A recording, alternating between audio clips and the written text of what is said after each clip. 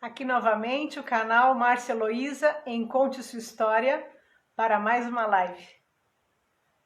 Eu peço a todos aqueles que venham a nos assistir ao vivo ou posteriormente no YouTube, que por favor se inscrevam tanto aqui no Instagram quanto no meu canal no YouTube, Márcia Heloísa em Conte Sua História. Assistam nossos vídeos, são mais de 40 vídeos muito interessantes. Se inscrevam no canal, deem like nos vídeos e compartilhem com os amigos ou com as pessoas que vocês creiam que serão interessadas em conhecer as histórias inspiradoras, né?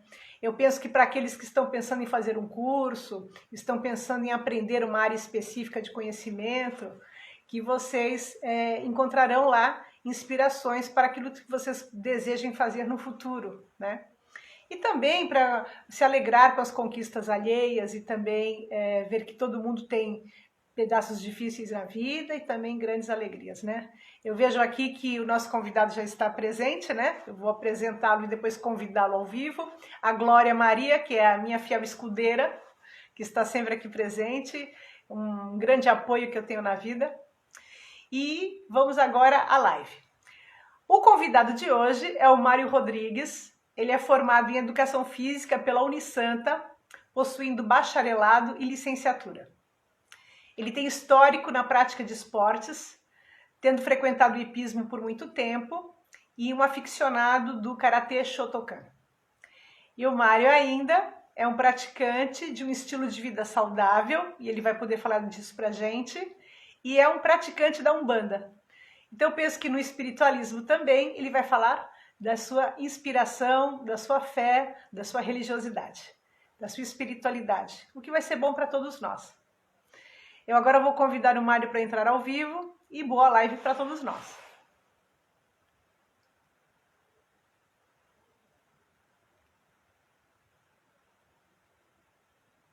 Já está convidado.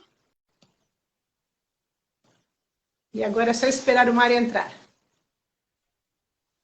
Agora o Mário, se quiser, pede para ser visualizado, ou já pode entrar, porque eu já te convidei. Deixa eu convidar novamente.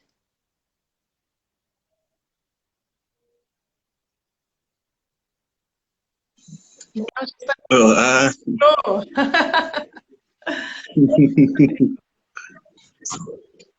Olá, boa tarde a todos. Primeiramente, gostaria de agradecer o espaço, agradecer a professora, né?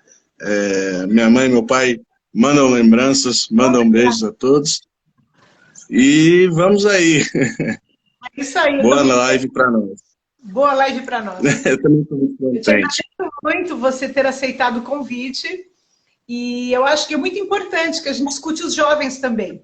Porque eu tenho falado com muitas pessoas que já têm assim, 20, 25 anos de carreira, mas também o espaço está aberto para os jovens, que são os iniciantes, porque vocês vêm com todo o frescor dos ideais, do otimismo para o futuro, de acreditar na vida, e a gente precisa disso.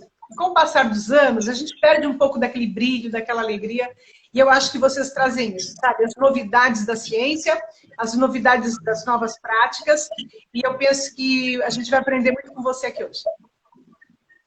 Espero que eu possa ajudar e fomentar um pouco para esse brilho voltar, então. Mas é muito bom.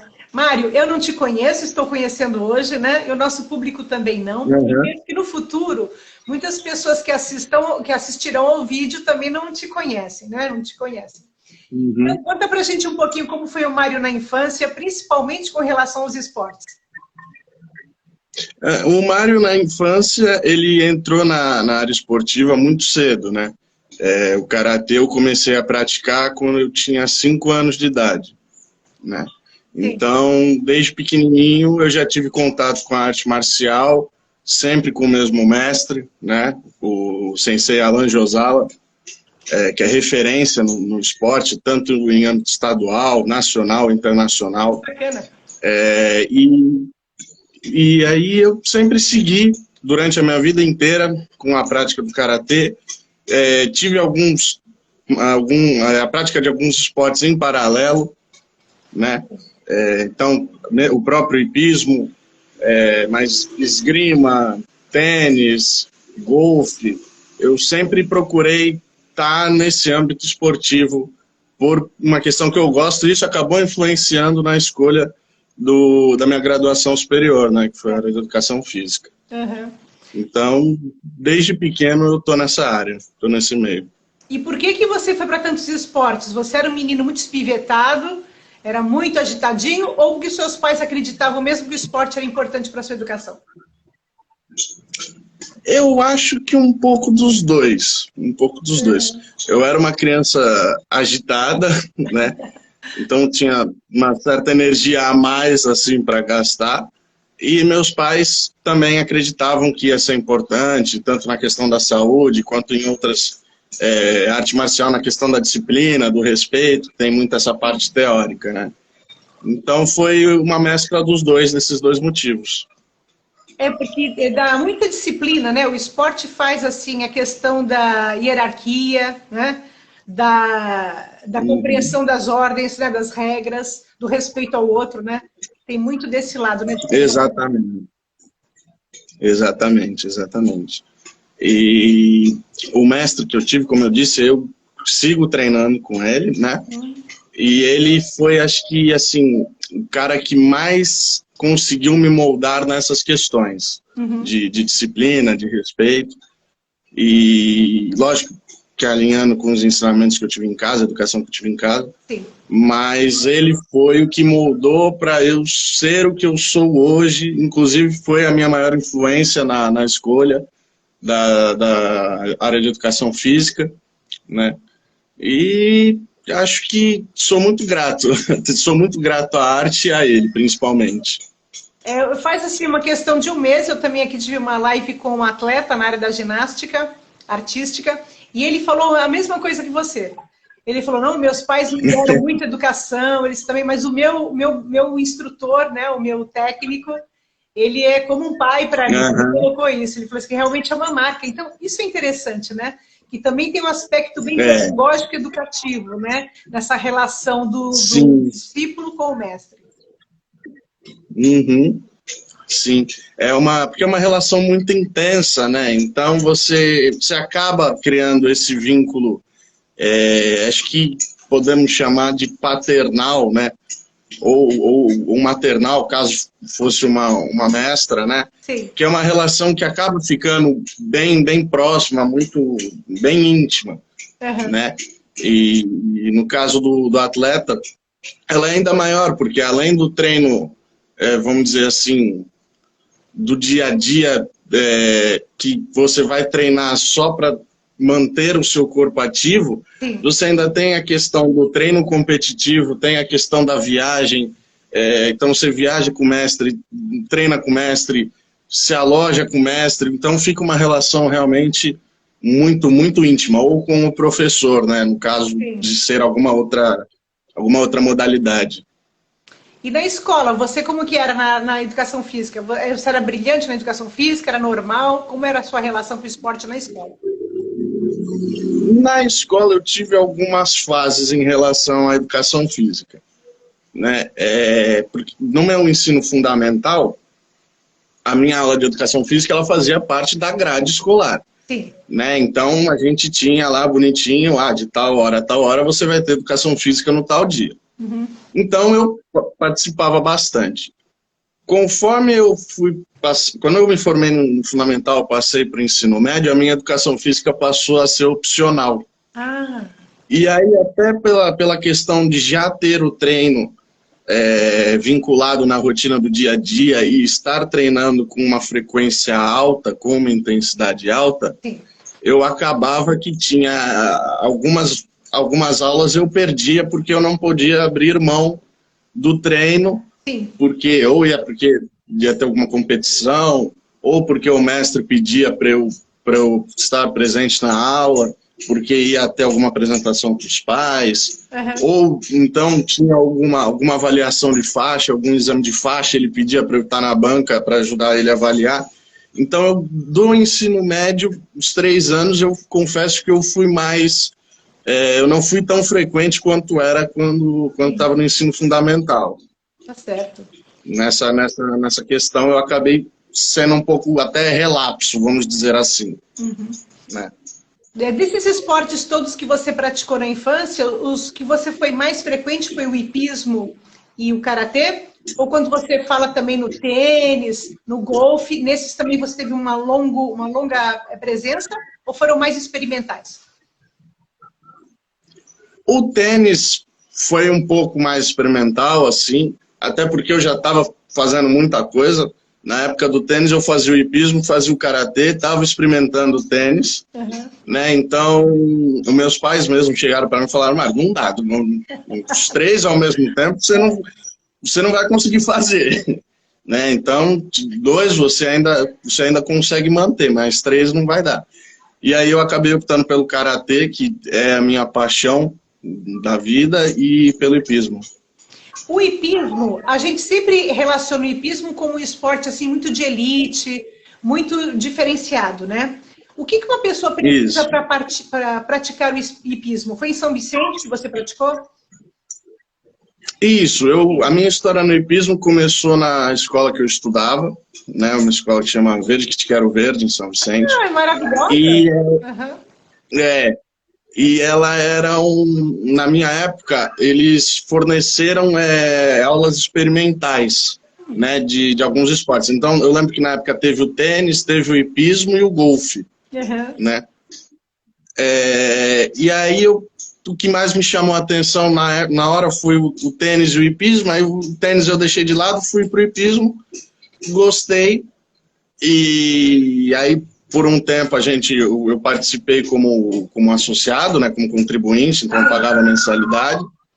E depois, pelo interesse, pelo rendimento que eu tive na área, o professor e o dono da Hípica de São Vicente, que fica localizado ali no Jockey Club, eles disponibilizaram uma bolsa para mim.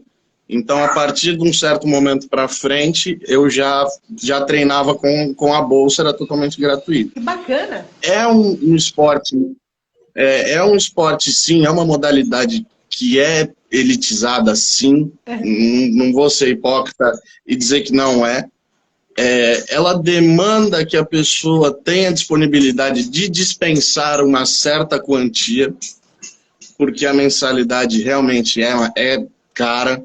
Os equipamentos que você precisa, e são equipamentos indispensáveis, são equipamentos caros.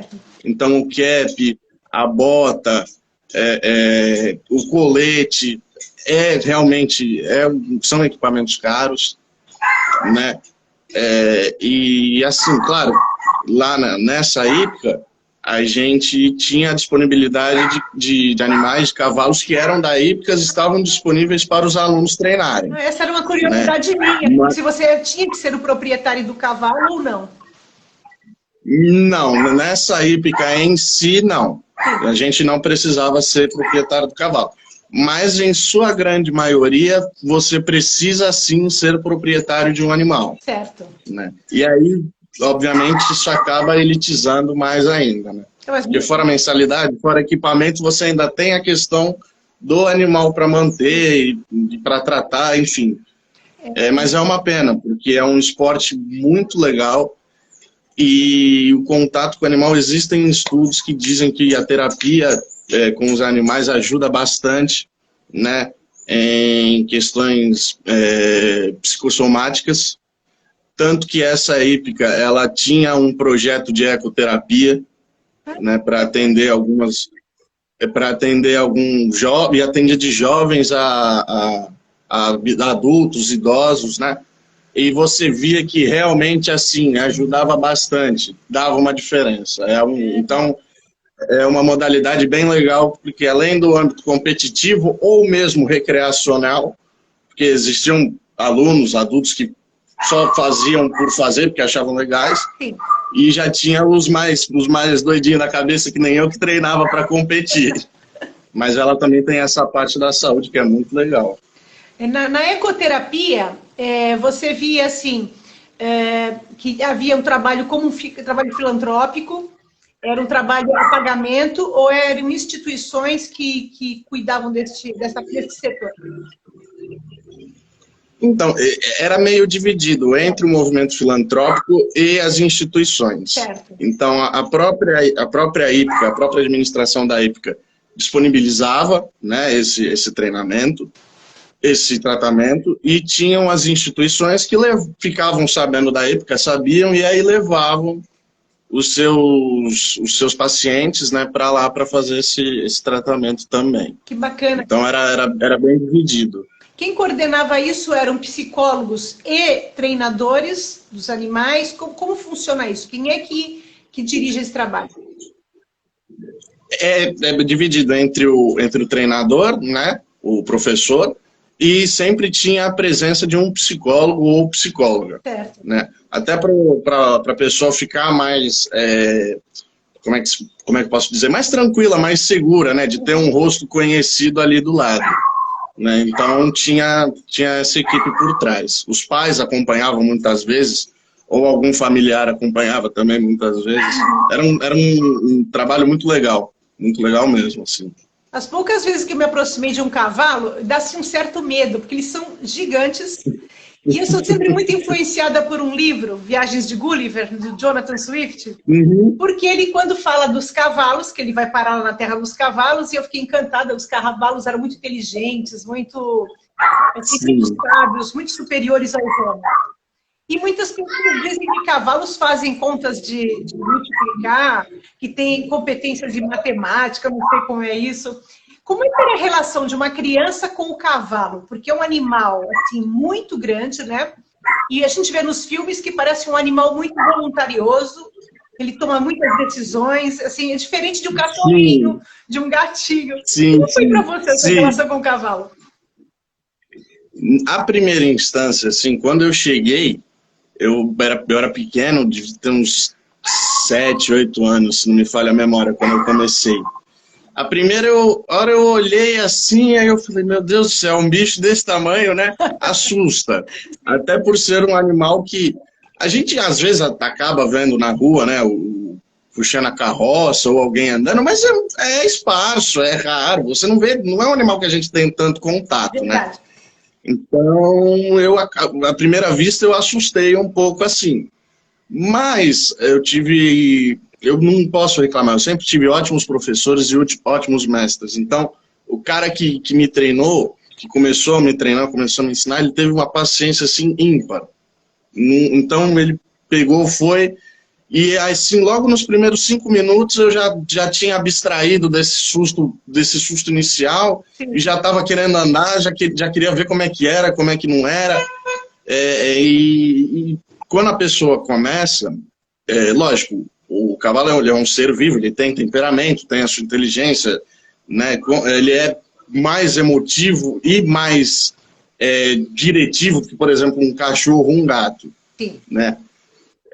Eles procuram escolher o cavalo mais passivo que tiver disponível. Para criança. Então, então é um cavalo que ele já está é um cavalo mais tranquilo, ele já entende melhor o que está acontecendo, ele já sabe melhor como se portar, certo, do que se for um cavalo que está acostumado a ser montado, né, por alguém que já é experiente, por alguém que compete, alguém que já tem esse costume. Porque até nisso existe a diferença. Certo. Esses cavalos iniciais, eles te obedecem mais, vamos colocar assim. Sim. Eles te respeitam mais. Um cavalo que já não tem tanta essa experiência de vida, já não foi tão treinado para isso, sim, já foi treinado para um alto rendimento, para um treino recreacional, ele já é mais cabeça dura, vamos dizer assim. Então ele requer uma certa experiência maior, um certo manejo maior, para que você consiga ter um bom treino, uma boa aula, um bom rendimento. É o único esporte que você lida como um instrumental também, um outro ser vivo, né? Porque em geral você só tem instrumentos que são inanimados, né? Que seja uma prancha de surf, que seja uma bola, uma argola, mas o seu esporte não, né? Você tem ali um ser vivo interagindo com você, não? Exato, exato. A gente costumava brincar que, olha, só vai dar certo se ele quiser. Se o animal não quiser, não adianta. Você pode ser o melhor cavaleiro ou a melhor amazona, e não vai ir para frente, não vai andar, não vai dar certo. Se ele não tiver no dia dele, não tiver de boa, não tiver afim, não vai, não adianta. Então, Não adianta. quando a gente assiste o esporte, seja na Olimpíada ou em qualquer outro campeonato, aquele animal ali, naquele dia, ele influencia muito o resultado, não depende só do atleta. Não, ele influencia muito, assim, muito. Ele é peça. Posso dizer até que ele influencia mais do que o atleta, né? Porque pro atleta, ele, por mais que ele não esteja num dia tão bom, vamos supor que a competição é hoje e putz, não acordei legal, não tô tão seguro, não sei, não tô bem. Uhum. A hora que eu chegar lá, se o animal estiver tranquilo, estiver de boa, ele próprio vai te transferir essa confiança que você precisa. Ele próprio vai te ajudar a suprir essa insegurança para você conseguir desempenhar uma boa apresentação. Então ele é assim, ele influencia mais do que o atleta no rendimento. Então, é como uma simbiose entre o atleta e o animal. Isso, exatamente, é a palavra perfeita. Lógico que o atleta tem todas as responsabilidades dele, né? A carga dele, ele tem que ter treinado, tem que, enfim, ter seguido a disciplina dele, mas o animal é assim, insuperável. Não tem nada que vai influenciar mais na hora da apresentação mesmo, da competição mesmo, do que o próprio animal. Então a gente pode entender que você faz o treino e a prática sempre com o mesmo cavalo. Isso. Existem, assim, algumas situações que fogem, né? Então, por exemplo, às vezes aquele animal não está disponível por algum motivo. Por exemplo, está machucado, ou então aconteceu não sei, por exemplo, tem um aluno novo e que já treinava antes, que precisa treinar e você não vai ter competição. Sim. Aí, nós mesmo, entre os atletas, a gente conversava. Né, a gente chegava antes de começar o treino, a gente conversava, pô, quem que tem competição chegando? Ah, fulano e fulano. Ah, então fulano e fulano vão com A e B e ciclano pega o C. A gente mesmo tentava se acertar para ficar bom para todo mundo. Mas o correto... Então, nessas situações assim de competição, sim, onde o animal não está bem, mudava. Mas a gente tentava sempre estar com o mesmo animal, até para ir criando o vínculo e se fortalecendo. Nos filmes a gente vê assim a pessoa indo até a estrebaria, entra na baia, conversa com o cavalo, dá o alimento para ele, para manter esse liame, né? Quer dizer, fora o horário do treino, a gente vê lá que o atleta está ali perto do animal. Isso acontece também na prática? Ou é coisa de filme? Acontece. A gente ajudava a dar banho, ajudava a alimentar, selava e desselava o animal, né? Então, assim, porque além da hora do treino, daquele contato no treino e daquele contato na competição, é importante que exista algo maior que isso. Sim. Exista realmente uma relação simbiótica mesmo, um vínculo muito forte para o animal ter confiança em você. Né? E ele saber que com você ele está seguro, está tranquilo, está confortável. Então existe sim essa coisa que a gente vê no filme do cara estar falando com o cavalo, conversar com o cavalo. Existe. Inclusive porque eles entendem bastante do que a maneira deles, claro, mas eles entendem bastante o que a gente quer dizer, o que a gente está tentando transmitir. E você se comunica com ele com o nome dele, você o nomeia pelo nome dele, ele conhece o próprio nome como um animalzinho doméstico. Isso.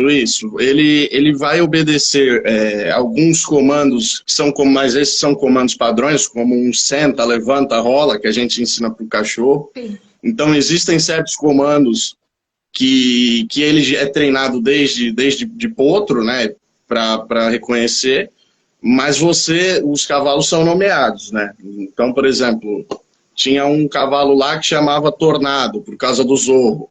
O outro chamava Prestígio, porque ele era branco e ele era pintadinho, assim, tinha as manchinhas.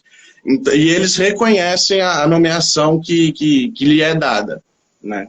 Bacana. E você como se nomeia o atleta? É jockey ou é Amazona mulher, cavaleiro homem, como é a nomeação do atleta? Então, os três estão corretos, né? O Jockey, Cavaleiro e Amazona. Amazona é feminino. O Jockey e o Cavaleiro, ele é usado para o masculino. Só que o que acontece? O Jockey, ele é mais atribuído ao cavaleiro de corrida. Sim. Então, aquelas provas que a gente via, né, naquelas pistas da corrida, que tinham as apostas, inclusive, sim, é mais atribuído o termo jockey. Certo. No hipismo ornamental, que é o que a gente fala que é o que existe os saltos, né, que é o que eu praticava, é mais comum você ser referido como cavaleiro do que jockey. Uhum. Eu, quando estava conversando com o ginasta artístico, ele comentava que o medo faz parte da prática do esporte. Então ele dizia assim, não é que alguns saltos eu não tenha medo, o medo está presente, né?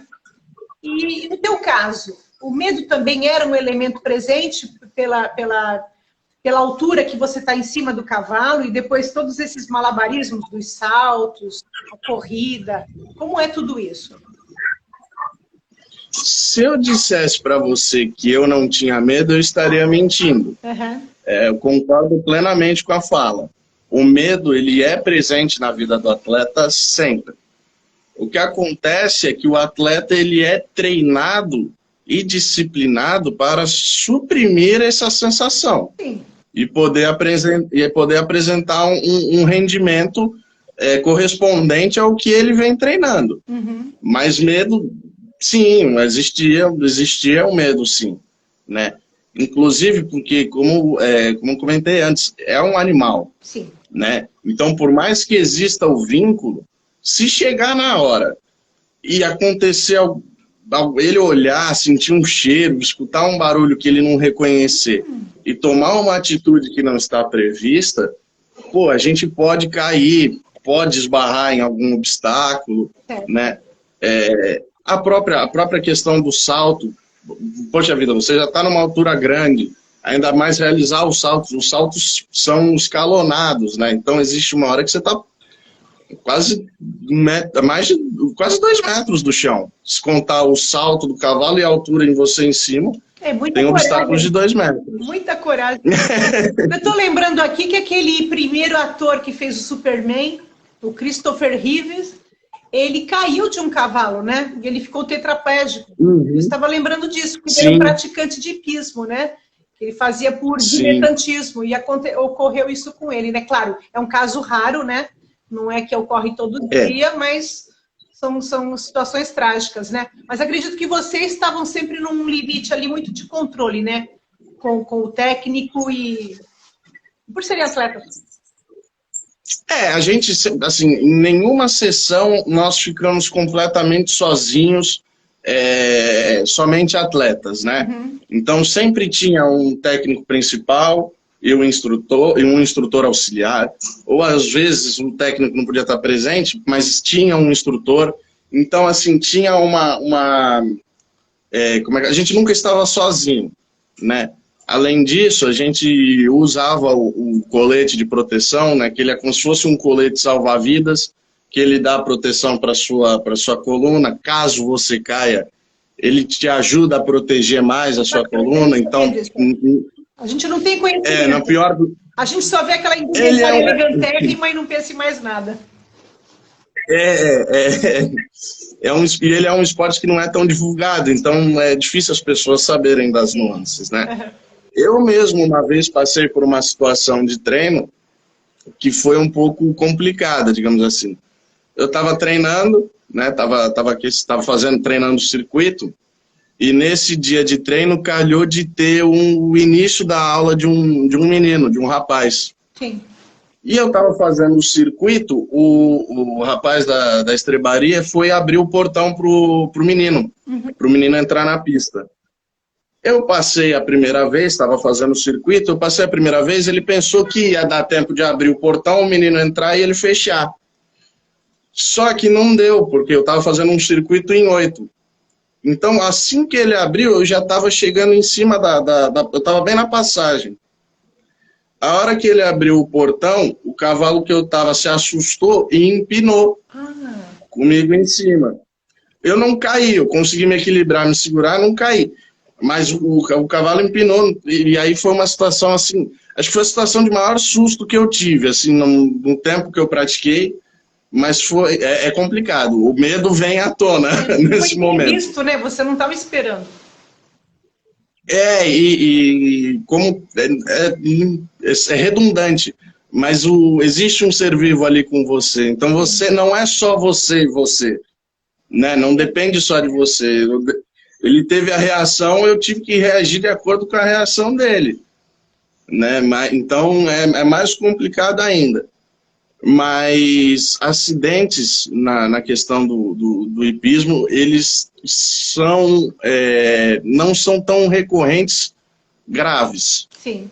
Mas a queda é frequente, assim. E com o cavalo também, né? Não só com o homem, mas com o cavalo também, né? Sim, sim. Às vezes eles erram um passo, ou então acabam, se a pista está molhada, eles escorregam mesmo. Então, a queda tanto do cavaleiro da Amazônia quanto do animal é frequente. Inclusive, foi uma das coisas que chegaram a comentar, porque, como eu disse, eu nunca caí, eu só tive esse caso do que o cavalo empinou.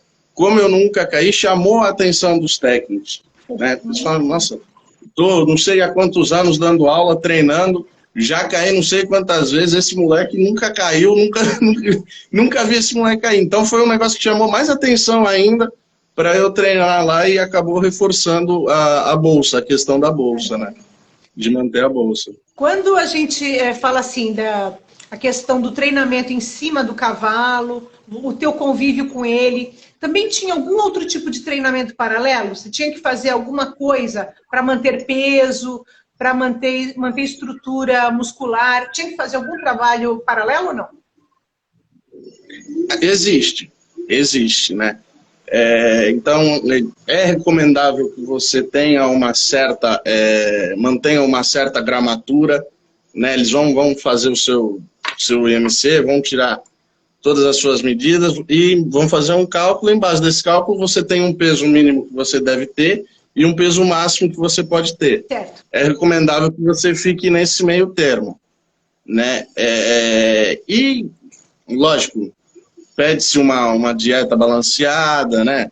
Que você não tenha abuso de certos hábitos, como fumar e beber. Que mais? Na parte de preparação física, é mais tranquilo, porque é um esporte que, com a própria movimentação, você fortalece as regiões musculares que você precisa ter bem desenvolvida, né? Que no caso são os membros inferiores e o core, né? A musculatura do core, que é essa parte central que dá sustentação para os apêndices. Então, a gente tinha um aquecimento, mas era um aquecimento leve, assim, comparado em outras modalidades, era uma coisa mais leve, mas existia sim. E você chegou a viajar muito para fazer competições? Como foi a sua história como atleta assim, competitivo? Eu viajei algumas vezes para o interior, né? Mas eram raras, as competições eram mais esparsas, assim. Então, por exemplo, o karatê já teve mais deslocamento do que o hipismo. Quando a gente olha assim a pessoa em cima do cavalo, eu sempre fico pensando assim, né? Eu que sou leiga, nunca subi num cavalo, eu penso, que sofrimento pro cavalo, porque ainda coloca equipamento pesadíssimo, né? E depois tela, tudo, e ainda vai o cavaleiro. Como é que é isso? Porque o meu marido sempre fala assim, porque aqui perto de onde eu moro tem muitos burros, né? Eu sempre vejo os burros ali, mais para frente tem cavalos, e aqui é uma região de férias. Muitas pessoas vêm tirar férias. Então, tem muito local com cavalos aqui. Então, as pessoas, eu sempre falo, ele diz para mim, mas eles não sofrem, eles têm uma estrutura muscular que eles nem sentem. Isso é verdade? Será que o cavalo realmente suporta aquilo tudo com tranquilidade? Existem certas raças com mais aptidões, né? Então, existem raças que têm uma marcha mais... marcha é o trote, né? É desde o andar ao trote ao galope. Então, existem raças que têm uma marcha mais elegante, existem raças que são mais de tração.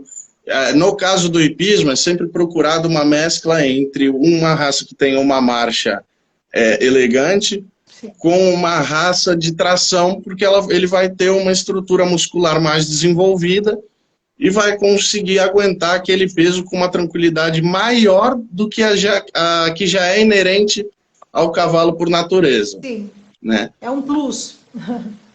Isso, é um plus, é um plus. E para a sua vida, dessa prática, você ficou muitos anos no hipismo, né? Para a sua vida, o que ficou dessa sua prática do hipismo? Da prática do hipismo, ficou, o que eu mais pude trazer assim, para mim foi a questão social. Porque foi uma época que eu tive contato com muita gente de diferentes origens e com diferentes situações sociais. Certo. Então, às vezes, eu me via na presença de pessoas que tinham uma condição social assim muito elevada, e eu também estava num convívio com uma pessoa que tinha uma condição social mais abaixo. Certo. Então, me ajudou muito nessa questão do social, né? E meus amigos, quem é próximo, brinca comigo até hoje que eu tenho a musculatura dos membros inferiores muito desenvolvida. Até hoje, e é por conta do karatê e do hipismo, mas mais do hipismo. Então, foi um brinde que essa prática deixou para mim, foi a musculatura ser mais desenvolvida. Que fica uma por essas duas coisas. Que dizem que o músculo tem memória e a gente vai levar para a vida aquilo que a gente praticou até uma certa idade, né?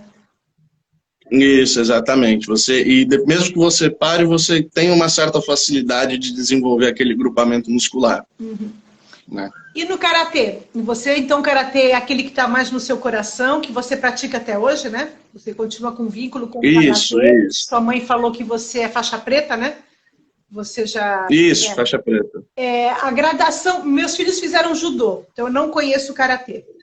Mas eu lembro que eles tinham as faixinhas que iam da branca até a preta, e depois vinha primeiro dan, segundo dan, terceiro dan, e na faixa eram colocados aquelas tirinhas para ir marcando. Como é que é essa gradação do teu desempenho e desenvolvimento no karatê? O karatê, ele tem um sistema de gradação parecido com outras artes marciais, como o próprio judô, né? Ele também vai da faixa branca à faixa preta, né? No estilo Shotokan. Existem alguns outros estilos que tem a faixa coral, que chamam, né? Que é uma faixa vermelha com branca. Mas no Shotokan, que é o estilo que eu pratico, não existe.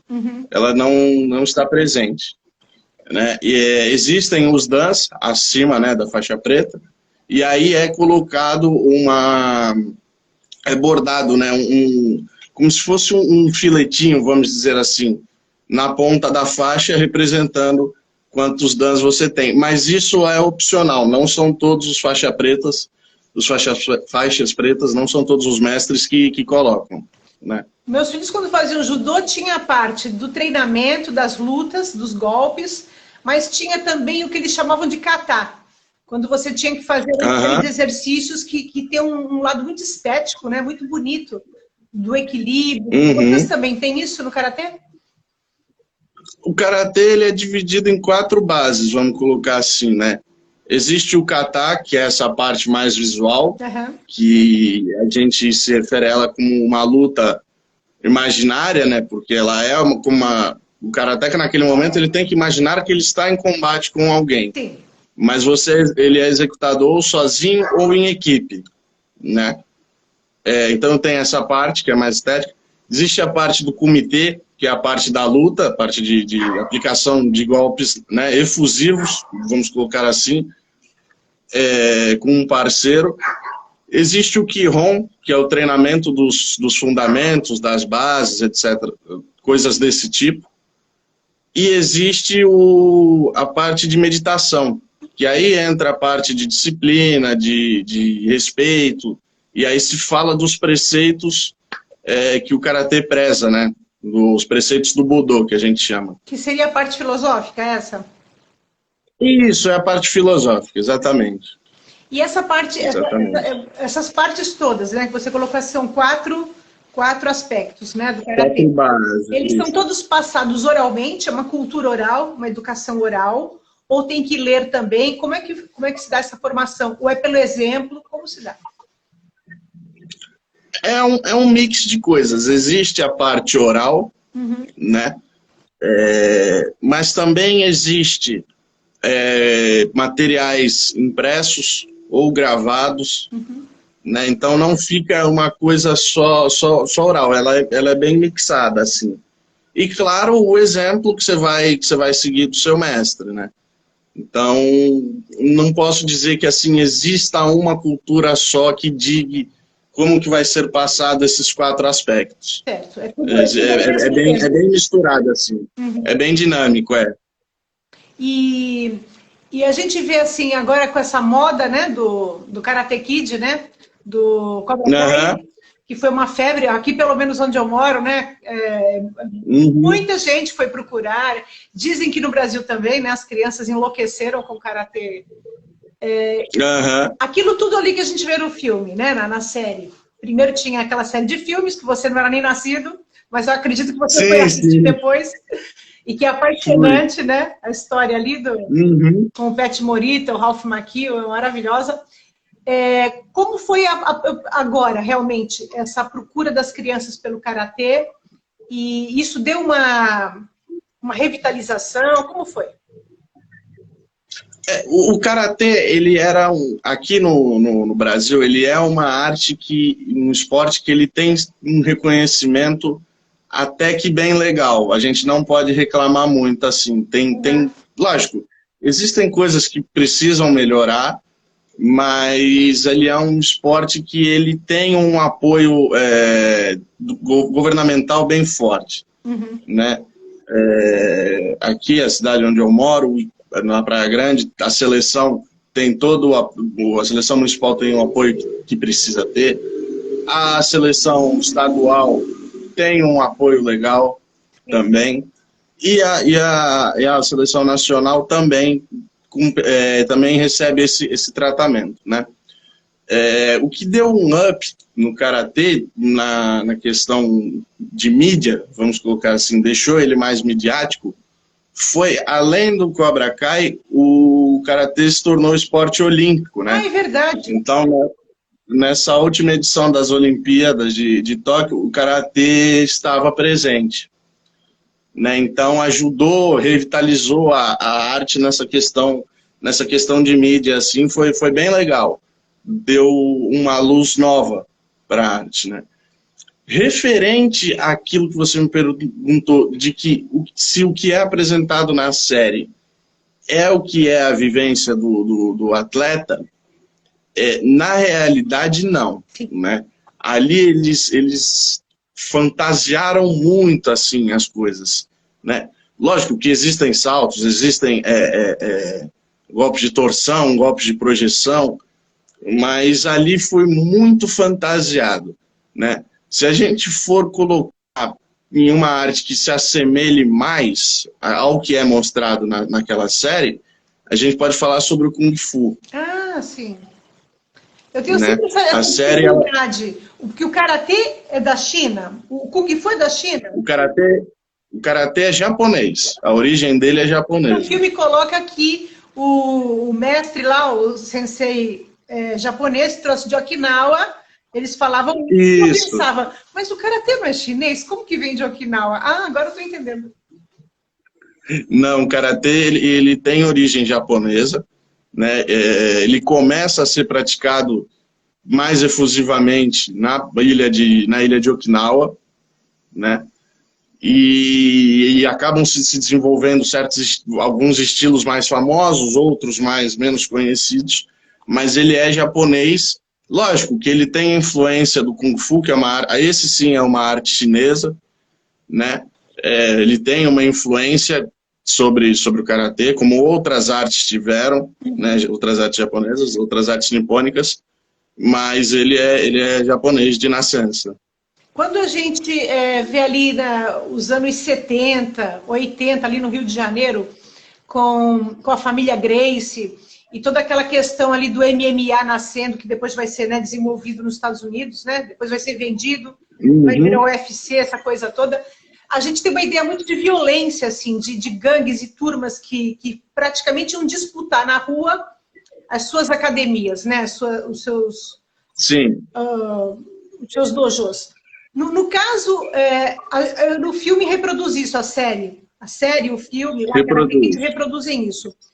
Que eu sei que os senseis, em geral, não estimulam, não apoiam, isso eram mais os atletas. Isso como ocorre no karatê? Existe esse controle dessa meninada ou realmente existe uma certa prática fora do dojo de... Porque os meus filhos no judô eram orientados para não usarem nenhum golpe fora do tatame. Então, fora do tatame, você não usa nenhum golpe. Era essa a orientação. Existe uma Nijokun, que é uma das, vamos colocar assim, como se fosse uma lei para o praticante de karatê, né? Um dos preceitos do karatê, que diz que o karatê, acima de tudo, é uma arte de defesa e não de ataque. Sim. Então, nós somos orientados a somente utilizar o karatê em extrema última situação, uma situação assim, o máximo do máximo vai ser o seu último recurso, uma questão de vida ou morte, uma questão muito extrema, assim, né? A orientação que nos é passada é essa. Lógico, que não vou ser hipócrita de te dizer que não existe, o karatê é perfeito, lindo. Existe essa disputa entre dojos e dojos, academias e academias, existe, principalmente no âmbito de alto nível. Sim. Porque de alto rendimento, porque, obviamente, natural, todo mundo quer ganhar. Claro. Então, às vezes, é mais aflorado essa competição. Mas é raro a gente ver como viu nos filmes, nas séries, aquela coisa de estar na rua e um querer brigar com o outro por causa da academia, ou por causa de alguma besteira e utilizar a arte para prejudicar alguém. Em relação a isso, é mais tranquilo, assim. Você falou que é Karatê Shotokan que você pratica. O que é o Karatê Shotokan? O Shotokan é o nome do estilo, né? Shotokan significa som dos pinheiros ao vento, em japonês. Então ele é uma vertente dessa arte principal, né? Existem, além do Shotokan, existe o Shorin-ryu, o Goju-ryu, o Shito-ryu, que são como se fossem escolas, vamos colocar assim. Então Karatê é árvore e cada um desses é um galho. Isso, exatamente. E aí cada uma dessas escolas tem alguma característica mais marcante. Por exemplo, o Shotokan tem uma característica de ter a execução das bases mais baixas, né? O Shorin-ryu, essas bases elas já são mais elevadas, assim, a altura das bases já é mais elevada. Kyokushin tem a característica de ser um karatê mais agressivo, em que a preparação física em si é levada mais forte. Então, e aí, as suas ramificações, óbvio, dos mestres, né, que foram se sucedendo, era inevitável que fossem criando-se diferenciações em cada ramificação. Eu vi ali no judô que tinham aqueles senseis bem idosos, que eram realmente, como eu digo, os pais do judô no Brasil, e havia toda uma referência, né? Então, pessoas como da cidade de Bastos, locais que praticavam muito. No karatê também tem isso? Que aqueles senseis que vieram do Japão e que são realmente os fundadores, e existe essa reverência com eles? Existe sim. Existem mestres que ainda estão vivos no Brasil, que são japoneses de origem e que vieram trazer a arte, ou mestres que já são brasileiros, mas que treinaram com essa primeira geração. Então existe esse grupo esse grupo sênior, assim, vamos colocar, né? Existe sim essa situação desse pessoal que teve essa relação com esses mestres fundadores. A gente vê muito em filme assim, o karateca quebrando tijolos com a cabeça, com a mão, com o pé, e outros, a madeira, pega um pedaço de madeira e parte no meio. A gente, quando vê o filme, fala, isso aí não existe, isso aí é tudo truque. É truque mesmo, acontece, ou é só para visualizar em filme? Então, essa parte, ela é uma parte mais de apresentação, né? Vamos colocar assim. Porque o karatê hoje, ele pode ser separado, e isso aí vai independer de estilos, a própria arte mesmo, ela pode ser separada em alguns nódulos. Então, existe o karatê social, né, que é um karatê educacional, mas voltado principalmente para crianças de uma classe social mais baixa, que é para tentar mostrar para essa criança que ela pode seguir um outro caminho, né, não precisa se envolver com certos grupos, né, e para ocupar a cabeça dessa criança. Existe o karatê de competição, de rendimento, que aí era uma parte que não vai ter essa parte de apresentação. E existe o karatê mais tradicional, que aí sim vai se levar mais em conta essa questão de apresentação. No karatê tradicional, sim, você vê nos exames de faixa ou em alguma apresentação que vai ocorrer daquele dojo, daquela academia, você vai ver alguém quebrando uma madeira com chute, com a mão, né? A cabeça é mais rara, são só certos estilos, porque é uma área mais frágil, né? Não mais frágil, mas é uma área que pode acabar acontecendo alguma lesão mais grave. Mas mesmo assim também é algo que assim está sendo deixado de lado mesmo no karatê tradicional. Mas existe sim. Como é que é a questão do controle da mente com o corpo no karatê? Porque a gente vê que alguns movimentos, muitas vezes assim, o equilíbrio do indivíduo determina que ele atinja o objetivo dele, ele precisa dessa concentração mental? A concentração ela é essencial, né? O karatê ele é uma arte que ele tem muitos saltos e muitas bases, muitas posições que necessitam de um equilíbrio a mais. Então, se você for tentar, é como se você ia acender alguma coisa no fogo. Se você deixar lá e esquecer e só tá ali de corpo, mas tiver com a cabeça em outro lugar, aquela água vai ferver, por exemplo. Né? Na execução das bases do kata, ou mesmo no comitê, que é a hora da luta, é exigido uma concentração ao máximo. Né? Você realmente precisa estar ali. E aí existem exercícios de meditação, ou mesmo durante, por exemplo, você está executando uma base e o seu mestre, seu sensei está falando com você, então é feito todo esse treinamento para você estar com a concentração bem alinhada no que você está fazendo. Você, como faixa preta, já é sensei? Sim. Sim. E você já dá aula? No momento eu não estou dando aula, estou com um projeto para começar a dar aula, né? Mas ele ainda não começou.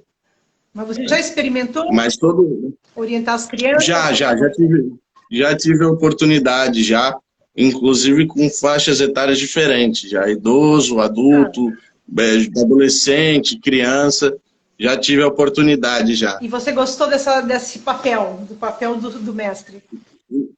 Gostei, achei legal, me senti assim realizado. Depois no final da aula, do final do treino, me deu uma sensação legal, foi algo bacana, uma experiência bacana. Como é, com cada faixa etária, né? Você trabalha com pessoas de várias idades, com várias faixas, ou como é a relação de cada uma delas com aprender essa prática de arte marcial? Como é que cada um se comporta? A criança, o idoso, o adulto? A criança, eu acredito que seja a segunda mais complicada depois dos idosos. Porque a criança, ela primeiro que a criança ela tá geralmente ela tá numa fase que ela é muito apegada, né? Ela é muito sentimental, ela é muito emotiva. Sim. Então você tem que ter todo um cuidado com questão do tratamento, como você vai se manifestar, como você vai se expressar, para não ferir nenhuma parte dessa etapa. E ela é muito agitada. Então, às vezes, você está passando alguma instrução e tem dois lá no fundo do tatame que estão correndo. Tem um aqui na frente que está pentelhando o amiguinho do lado. Tem um que ele tá ali olhando para você, mas ele está com o nariz escorrendo e não percebeu. Então, tem toda essa questão de didática, de pedagogia que você tem que prestar atenção. O adolescente, ele é um pouco mais fácil, porque ele geralmente já está ali porque ele gosta, porque ele se interessa, né? Então fica mais fácil. Lógico, tem hora que ele dá o piti dele, que ele vira a chave, mas é natural referente à idade, né? Mas é mais raro do que uma criança que se distrai, que senta e não quer mais fazer.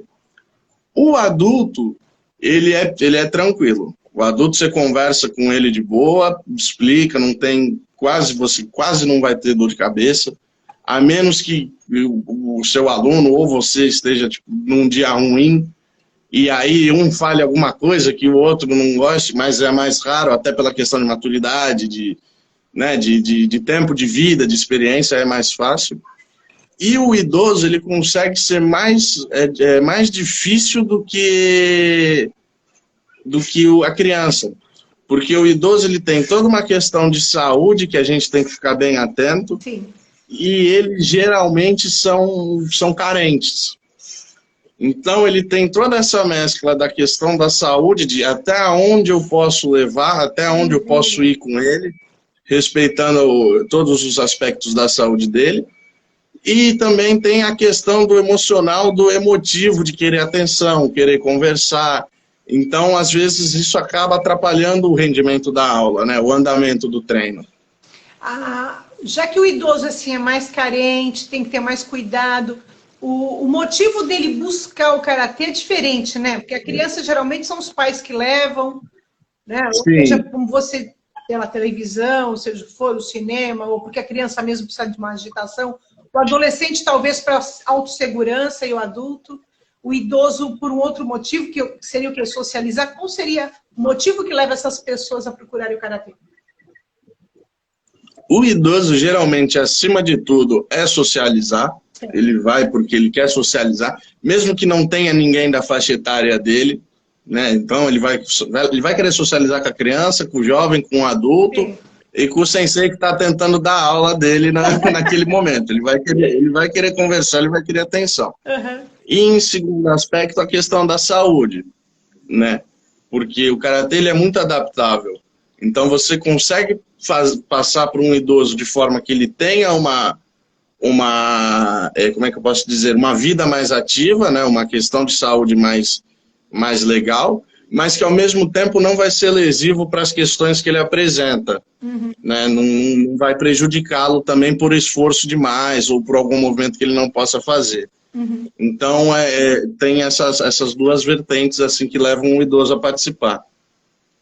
Legal. Existe um material pedagógico para karatê? Para o sensei seguir? O material pedagógico do karatê, eu acho que eu posso colocar como a vivência em si mesmo, né? Caso você goste, pegue e desenvolva gosto pela arte, você vai ter uma estrutura pedagógica diretamente relacionada ao seu mestre, né? Ao seu sensei. Então, a vivência no karatê é o maior material pedagógico que pode existir, porque você, a partir da faixa roxa, você vai começar a ter uma responsabilidade maior referente aos outros alunos, a marrom ainda maior e a preta ainda maior. Então, só que também, ao mesmo tempo, como você vive aquilo há muito tempo, você sabe como lidar com as situações que vão se apresentar. Certo. Né? Lógico, existem livros de mestres que dizem, que tentam dar um norte para a gente, né?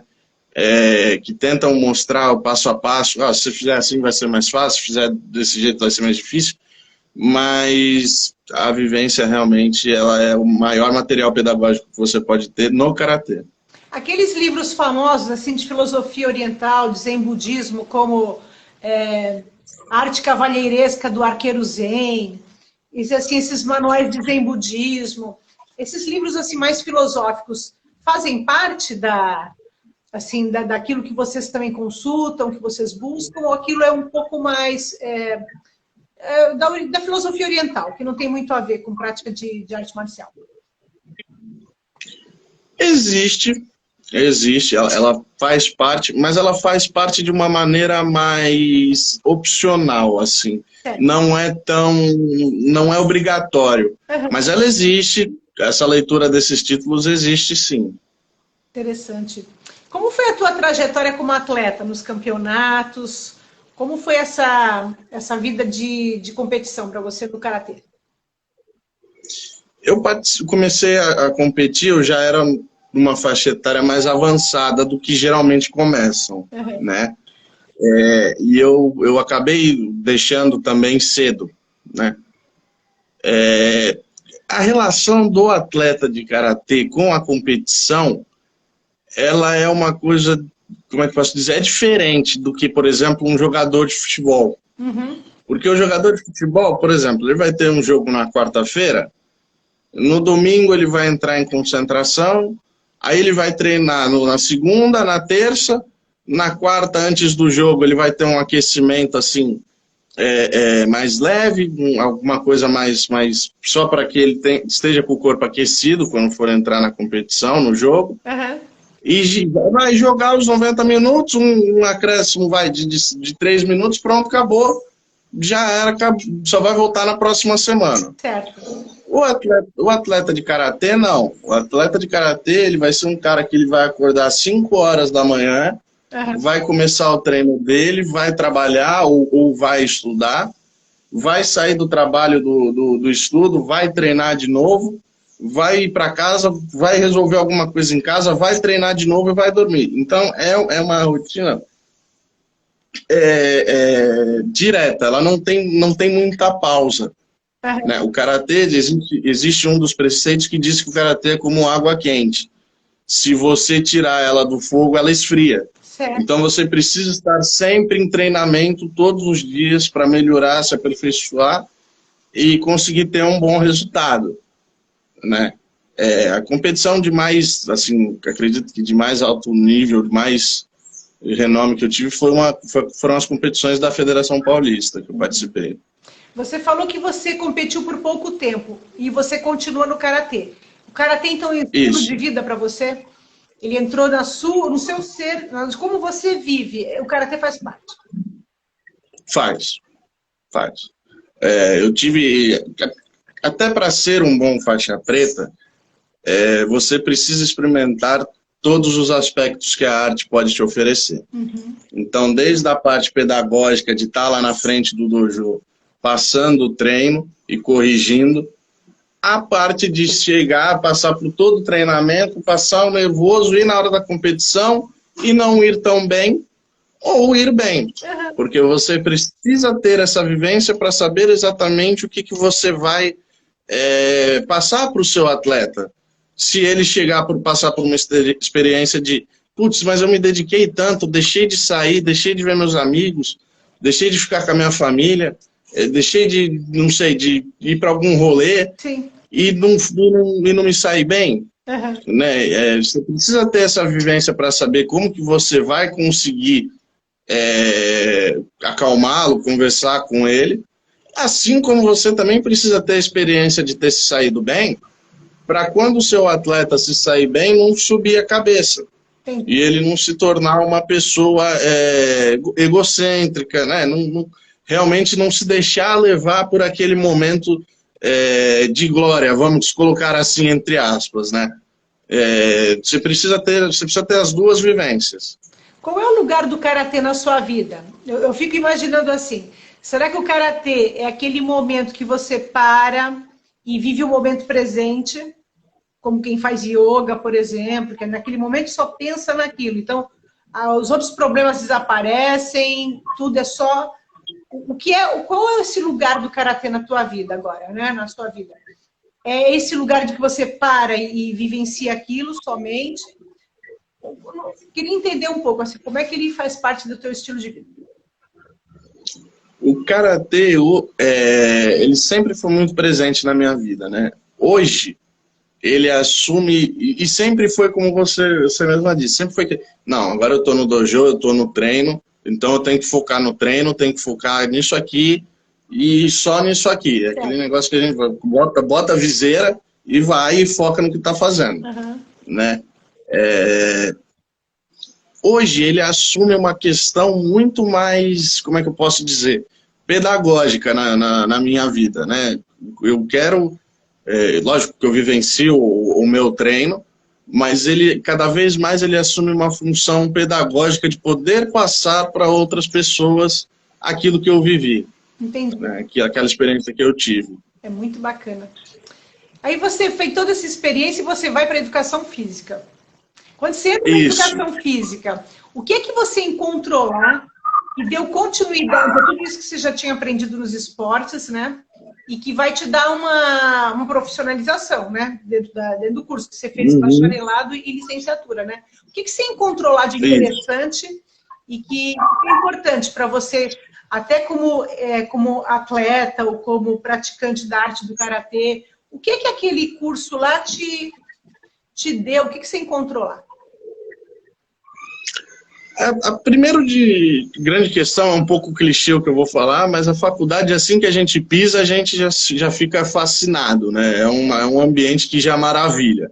O ambiente universitário, assim, é um outro mundo, né? A gente chega, nossa, mas é tudo isso mesmo que falavam, né? O que eu encontrei na educação física foi, além das matérias esportivas, foi a matéria, por exemplo, a matéria de pedagogia foi uma matéria que me encantou muito quando eu tive, e as matérias mais voltadas para a área de saúde mesmo, por exemplo, fisiologia, anatomia, biomecânica. Então, foram matérias assim que realmente, quando eu as tive, eu falei, putz, é isso aqui mesmo, cara, acho que me achei.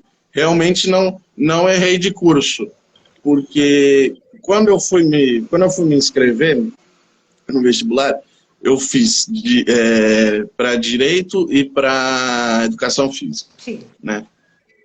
O que eu mais queria entrar mesmo era Educação Física, até por influência dos esportes, muita influência do meu mestre, né? Eu olhava assim para ele no treino e falava, puta, cara, é isso aqui que eu quero fazer, né?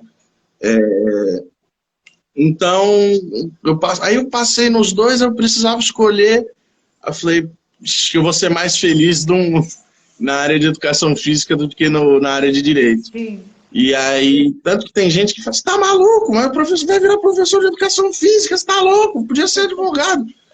Eu falo, cara, podia, mas acima de tudo, a área de educação física, ela tem sim como você ter uma remuneração que vai se adequar ao seu modo de vida, você não vai ficar... Não é esse horror que a gente acaba achando baseado em uma vivência, uma conversa aqui e ali. Pode ter uma vida então, digna, ela tem, né?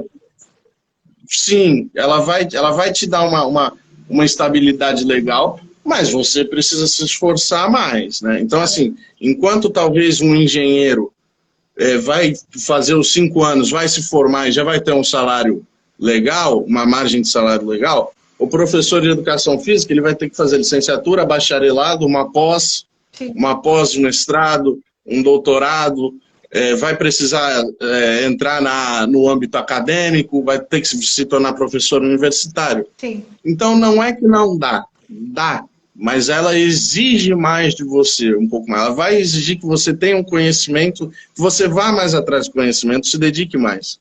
E isso assusta, né? Então a gente acaba tendo profissionais que se contentam com aquilo que conseguem já...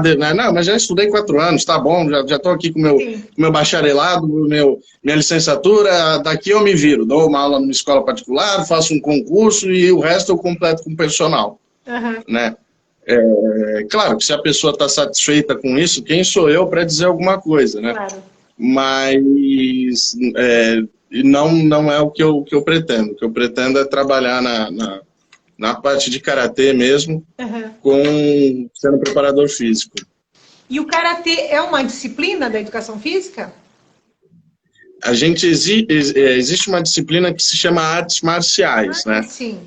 Então a gente vivencia um pouco de cada.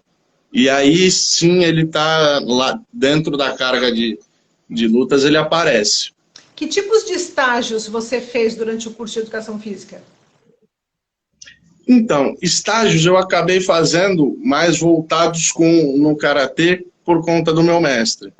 Né? A partir do momento que eu entrei na faculdade, eu já era faixa preta.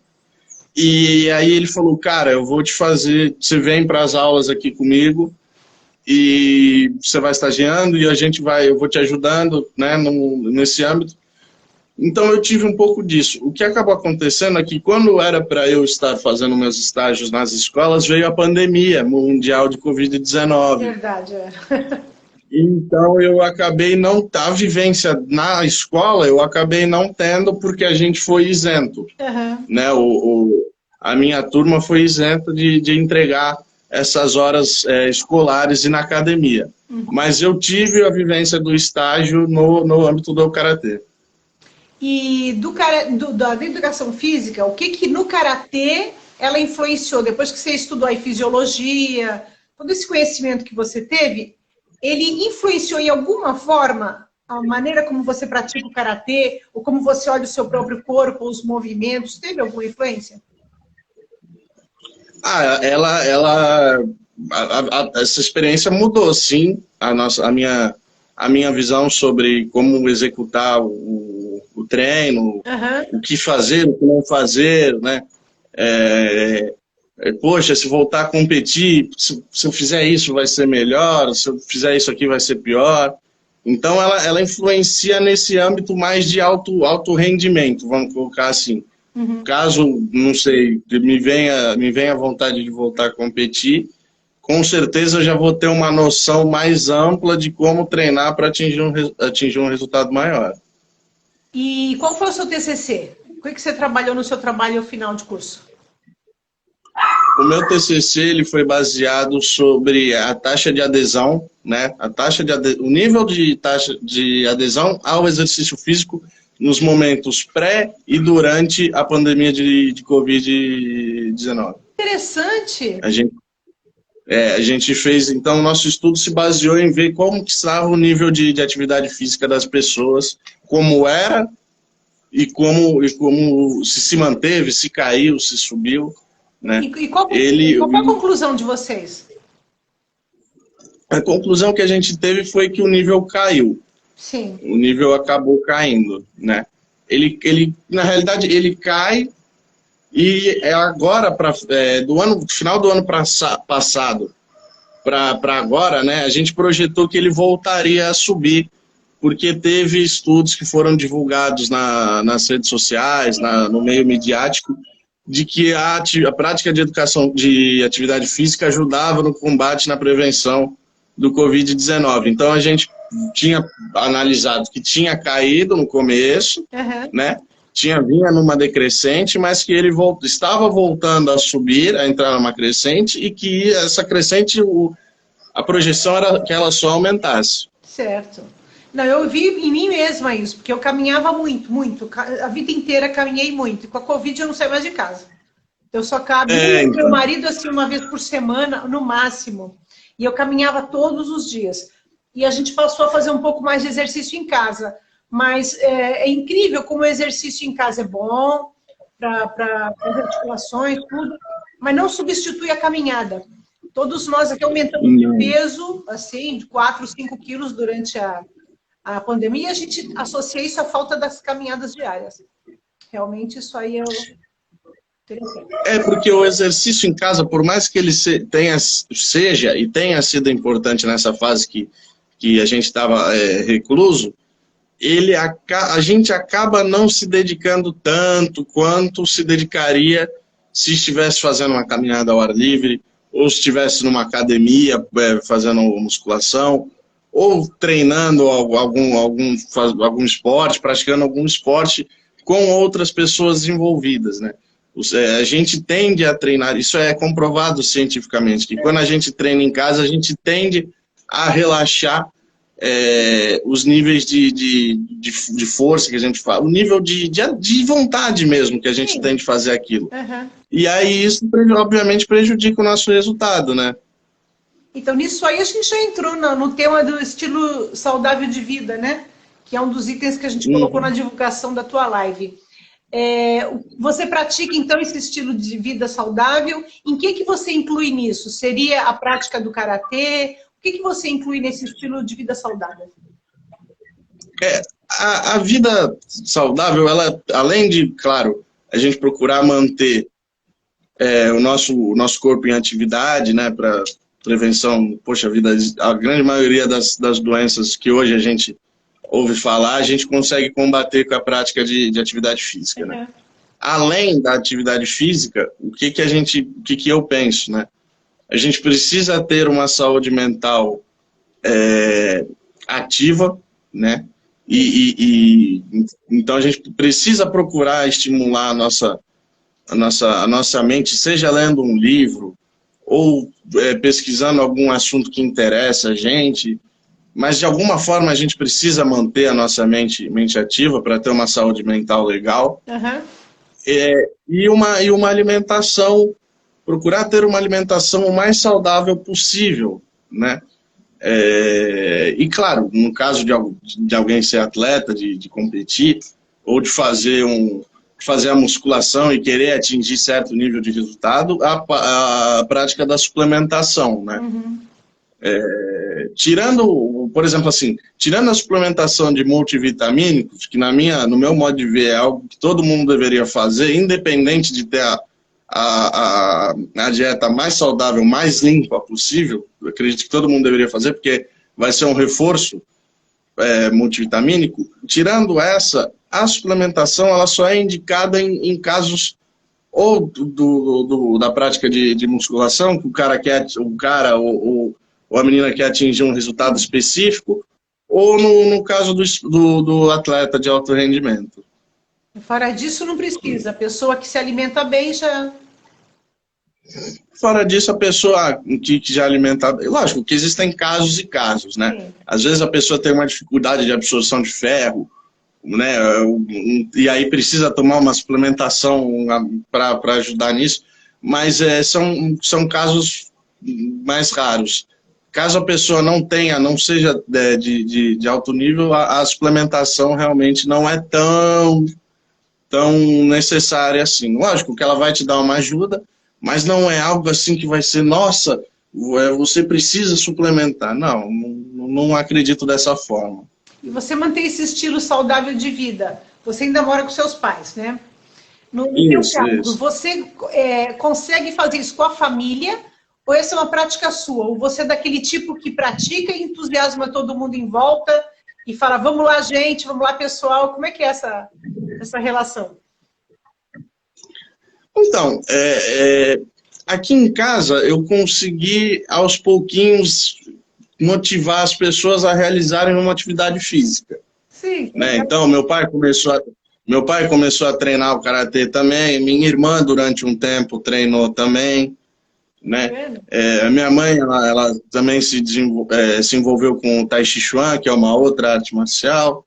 Né? Então, isso eu consegui manter, ativar essa vontade neles, deles praticarem alguma coisa. Agora, na questão de alimentação, é um pouco mais difícil. Eu não obtive tanto sucesso, até porque eu mesmo ando num momento mais relapso, comigo mesmo. Isso também aconteceu durante a pandemia, né? Durante a pandemia, a gente buscou alimentos que davam mais satisfação, né? Do que propriamente... Mais satisfação, exatamente. A gente acabou, eu falo inclusive por mim, acabamos relaxando quanto a isso, né? Mas também a gente passou e passa por um momento que não é fácil, né? A doença ainda está aí, né? Assim, eu não posso ver uma panela de brigadeiro. Eu me agarro nela. Ai, meu Deus. Você me diga uma coisa, se uma pessoa, por exemplo, é sedentária, nunca teve um estilo de vida saudável, por onde ela começa?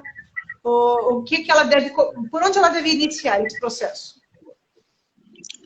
Os primeiros passos dela são ir num médico, né, num clínico, e pedir os exames para ver o que ela pode fazer, ver se ela não tem nenhuma cardiopatia, se ela não tem nenhum problema nas articulações, né, ver como é que está a situação daquela pessoa, em que nível que está a situação, a saúde daquela pessoa. Uhum.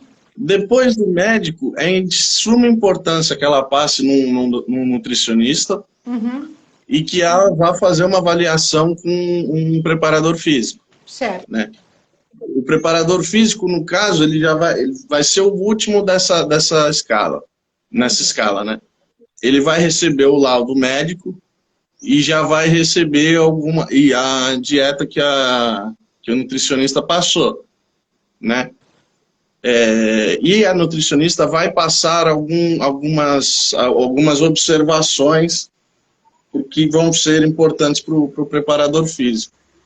Como o objetivo da pessoa, o que aquela pessoa quer, já vai vir, essa observação já vai vir da nutricionista, ou do nutricionista, né? E aí o preparador físico vai fazer uma série de avaliações, baseado no laudo, no laudo médico, e vai adequar as atividades físicas para aquela pessoa atingir o resultado que ela quer dentro dos padrões que ela pode executar. Né, para que ela não tenha que não haja nenhuma intempérie e que a prática de atividade física não piore em vez de ajudar. Você sabe assim se existe alguma estatística de pessoas que começam e param, porque vocês que são atletas desde jovens, talvez tenham mais propensão à continuidade ao longo da vida, ter esse equilíbrio. Claro, o momento que a gente relaxa um pouco, o momento que volta, mas tem ao longo da vida uma frequência maior.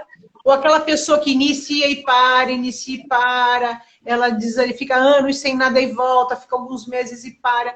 Existe alguma coisa que indica isso? Quer dizer, realmente existe uma continuidade maior em quem pratica esporte desde a infância e as pessoas que não ficam nessa intermitência?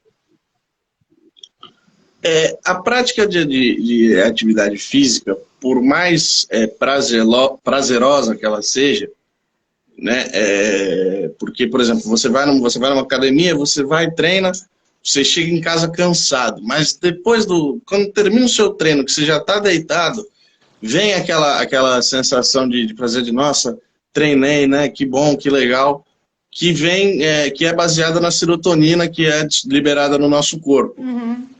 Né? E aí a gente tem essa sensação de prazer.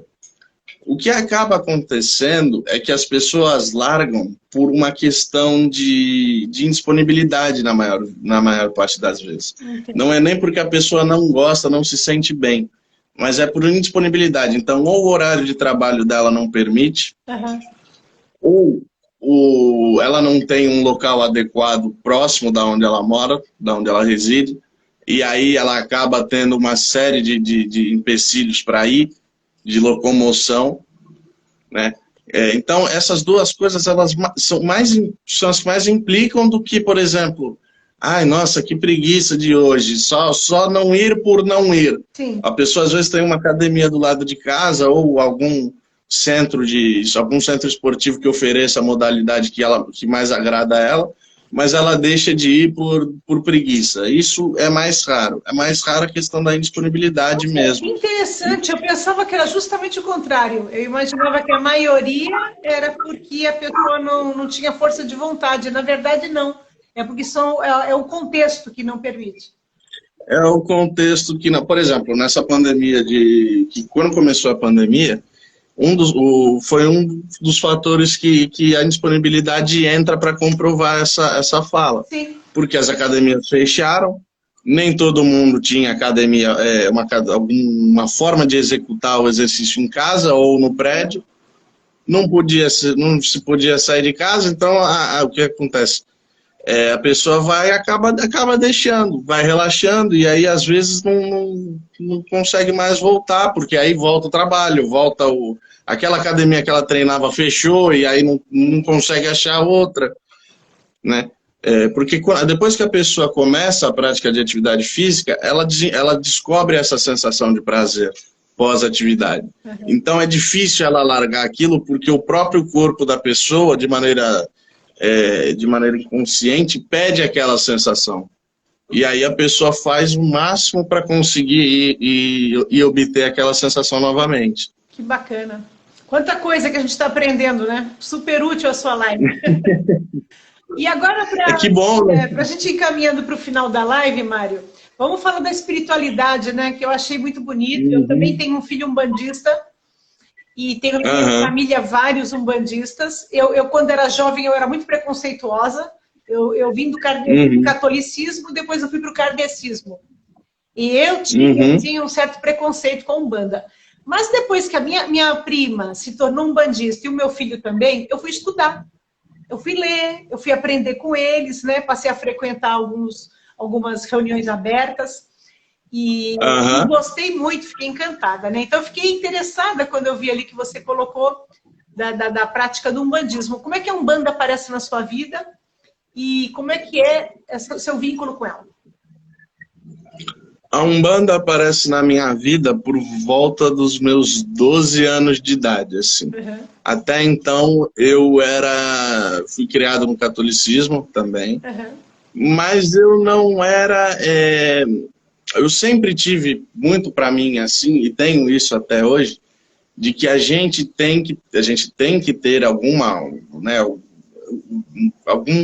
não digo alguma religião, mas alguma coisa que nos guie, né? Algum norte a ser seguido. Sim. E eu não era um católico assíduo, eu não ia às missas, eu, por exemplo, eu não fiz primeira comunhão, me inscreveram, inclusive, mas eu cheguei em casa e falei, não dá, não é para mim, não é assim que vai ser, não me encontrei. Aí meus pais falaram, tá bom, mas você precisa desse norte, né? Precisa encontrar alguma coisa. E aí eu fiquei sabendo que o meu avô materno, que hoje é desencarnado, era umbandista, era inclusive médium. E aí eu sentei para conversar com ele, e aí conversando ele me explicou, e aí eu me interessei e comecei a frequentar, né? Hoje eu não sou o umbandista mais fervoroso, mais assíduo que existe. Porque eu acredito que a nossa fé, a gente cultua a nossa maneira. Então não são todos que precisam ir a uma gira, ou precisam ir a uma missa, ou a uma reunião de mesa branca, ou uma reunião de uma igreja evangélica, que nem todos precisam estar lá para fazer a sua adoração, sim. Né? Para ter a sua fé propriamente dita, praticada. Eu sou mais que eu pratico a minha fé no meu momento, no meu lugar de conforto. Eu não tenho essa necessidade tão grande de estar presente naquele lugar. Às vezes eu vou, mas é mais raro, assim. E como é que você vive isso no seu interior? Com relação, assim, à forma como você vê as coisas, é ali que entra essa religiosidade? A forma como a gente entende o mundo, a vida, os propósitos, né? Onde é que entra essa religiosidade na sua vida pessoal? Ela entra, assim, para mim, como uma forma que eu vejo o mundo, sim. A Umbanda, ela diz muita coisa sobre o mundo que, às vezes, se a gente parar para pensar e refletir em cima, a gente fala, até que essa entidade está falando uma coisa que realmente tem seu sentido, tem seu nexo. E ela entra também na parte dos preceitos do certo e errado, de vamos tentar fazer o bem ao máximo, vamos tentar ajudar ao máximo, né? Vamos nos abrir também para receber este bem que nos é dedicado, que nos é direcionado, né? E ela acabou se tornando uma forma de eu continuar a minha ligação com esse meu avô, que já é desencarnado, entendeu? É uma forma de ligação que eu ainda mantenho com ele, assim. É bonito. Eu também penso que a religiosidade, eu também creio como você, uma religião não é fundamental. Muitas vezes, para algumas pessoas, é necessário, que a pessoa precisa daquela disciplina, de estar ali. Mas eu penso que essa religiosidade, que a gente está ligado a alguma coisa, ela é importante, né? Seja o mundo, seja a humanidade, seja uma divindade, né? A gente tem que ter alguma coisa que nos sustente, né? Porque o mundo é caótico. Sim. E a gente tenta interpretar o mundo, dar um sentido para ele, mas a gente precisa ter um sentido além do plano material, né? Eu tenho um filósofo antigo, que é o José Herculano Pires, ele fala, nós somos interexistentes. Nós estamos aqui e, ao mesmo tempo, em outro plano, mesmo sem consciência. Então, a gente tem que estar ligado a tudo isso, né? A gente não pode se ligar só aqui. Porque uma hora a gente vai ter que ir para um outro campo de manifestação e a gente não... Quando vai viajar, a gente tem que se preparar para uma viagem. E se a gente vem e volta para algum lugar, a gente tem que estar preparado para ele também, né? Muito bacana ver um cara assim tão jovem e com todas esses pilares já estruturados para a vida que você está construindo para o futuro, né? Isso é muito bacana. Eu tive, como eu disse no começo, acho que primeiro de tudo meus pais, a educação que eu recebi dos meus pais, foi algo que assim eles sempre deixaram muito claro. Olha, você precisa construir esses aspectos, né, para ter sucesso na vida. E depois a convivência com o meu mestre, que também reforçou isso. Então, eu sou muito grato a essas três pessoas, assim, acima de tudo, por terem me ensinado a construir esses pilares, assim, fortalecer esses aspectos. Eu tenho certeza que elas já estão crentes que isso já se realizou. Você está muito preparado, né? Olha, foi um prazer conversar com você. Eu não te conhecia, fiquei muito feliz em conhecê-lo. Acho que realmente seus pais estão de parabéns, né? Sua mãe eu conheço já há muitos anos, né? E retomei a convivência com ela. Ela também fez live conosco, né? E é uma pessoa assim maravilhosa, sua mãe, especialmente, né? Porque eu tive mais vínculo com ela. Então, acho assim, seus pais estão de parabéns e você também por ter aceitado as orientações e por ter desenvolvido a sua própria visão de mundo, né? Então, você tem a sua própria visão sobre a alimentação, sobre a saúde, sobre o esporte, sobre a vida, sobre filosofia, sobre religiosidade. Você está preparado para tudo, né? Que venha a vida com seus desafios, que você já está pronto, né? Acredito que sim, espero que sim, né? Claro, claro. É como você disse, há momentos que a gente vai relaxar um pouquinho, outros que a gente vai ficar mais aprumado, mas vai dar tudo certo, né? Olha, eu te desejo aí um ótimo final de dia e uma excelente caminhada, tanto na profissão quanto na vida pessoal, tá bom? E se algum dia eu puder ser útil de alguma maneira, estou aqui. Eu quero agradecer mais uma vez a oportunidade, eu fiquei muito feliz, tá, com a oportunidade que foi dada, quero agradecer. Obrigada. Foi muito legal o bate-papo. Espero que quem tenha nos acompanhado aí tenha gostado, tenha se sentido satisfeito. Agradeço muito mesmo a oportunidade. Obrigada. E um ótimo fim de dia também. Obrigada. Agora eu vou postar no YouTube e assim que tiver já processado eu envio para você, tá bom? Tá ok. Tá. Tchau, tchau. Tchau. Fica com Deus. Um abraço para todo mundo que ficou com a gente até agora. Tchau. Um abraço. Tchau, tchau.